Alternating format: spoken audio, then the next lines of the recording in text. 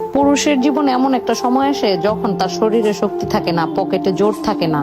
এতদিন যাদেরকে খাওয়াইছিল, যাদের কথায় নাচছে, তারা কেউ কিন্তু পাশে থাকে না। পাশে থাকে কেবল ওই অবলা নারী যার নাম স্ত্রী, যারে পুরুষরা দিনের পর দিন অন্যান্যদের কথায় অবহেলা করে, মানুষের কথায় তার উপরে মানসিক শারীরিক নির্যাতন করে। পুরুষের জন্ম দেয় একজন নারী, আবার সেই পুরুষের শেষ সময়টাও পাশে থাকে, সুন্দর একটা মৃত্যু পর দেয় কিন্তু একটা নারী। একজন পুরুষের শারীরিক শক্তি আর তার পকেটের জোর যতদিন থাকবে ততদিন সে তার স্ত্রীকে মানুষ মনে করে। যখন এইসবে ভাটা নেমে আসে তখন তার হুঁশ ফিরে, কে তার আপন আর কে তার পর।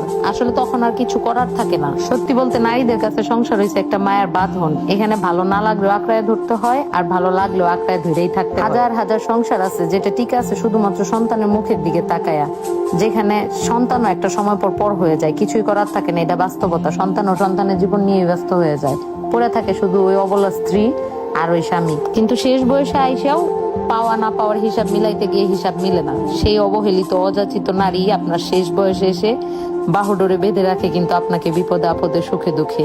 এই জন্য স্বামীদেরকে বলি, বউরে বুঝার চেষ্টা করেন। সবাইরে যেমন বুঝার চেষ্টা করেন, বউর উপরে চাপায় দেন যে বউই তো, এটার মারলেও থাকবে, কাটলেও থাকবে, না রাখলেও থাকবে, থাকলেও থাকবে। এই অভ্যাসগুলা বাদ দিয়ে বউদেরকে রাখার মতো রাখেন, দেখবেন এরা আপনাকে আরো বহুত গুণে দেওয়ার মতো দিবে। আর বউদেরকেও বলি, শুধুমাত্র স্বামী ভালোবাসবে, স্বামীরই করতে হবে, স্বামীরই আপনার দিকে আগায় আসতে হবে, এগুলা বাদ দিয়ে আপনিও চেষ্টা করেন স্বামীরে উল্টা ভালোবাসা দেওয়ার জন্য। স্বামী যেন অন্যদিকে তাকানোর সময়ই না পায়, সেই সুবিধাগুলো, সেই সুযোগগুলো আপনি সৃষ্টি করে দেন, যেন স্বামী সারাক্ষণ শুধু আপনার দিকেই ইনভলভ থাকে। সবসময় মনে রাখবেন,